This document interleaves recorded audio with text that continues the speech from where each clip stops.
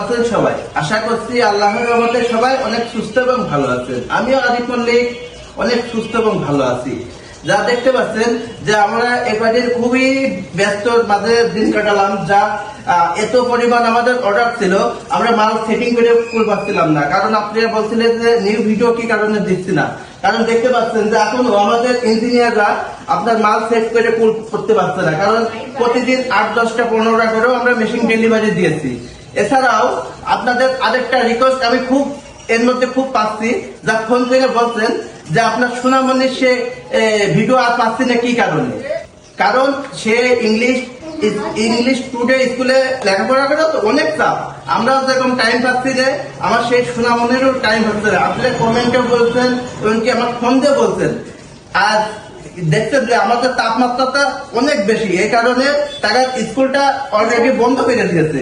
এই কারণে আমার সোনামণি আজকে আমাদের শোরুমে এসে, তাই আজকে আমার সোনামণিরও দেও আজকে আমরা ঘাস কাটানোর চেষ্টা করবো।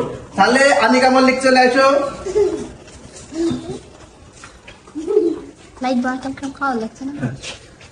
আপনার নাম কি? আনিকা মল্লিক। আপনার তো ভাইরাল হয়ে গেছে, আপনারা দর্শক ফোন করলেই কয় আপনার সোনামণি কই, এবং কমেন্টে রেখে যে আপনার সোনামণি দেখতে পাচ্ছি না, কি কারণে? তা আপনি কোন ক্লাসে পড়েন? পেলেতে পড়েন। আপনার স্কুলের নাম কি? টুডে ইংলিশ ভাষ্য। তা আপনাকে কি ছুটি দিয়ে দিয়েছে? গরমের জন্য ছুটি দিয়ে দিয়েছে। ঠিক আছে, তাহলে এই কারণে আমাদের কোম্পানিতে আপনি আসতেন না, তাই তো?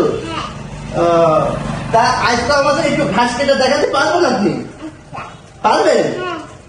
খুব ভালো লাগে ঘাস কাটতে।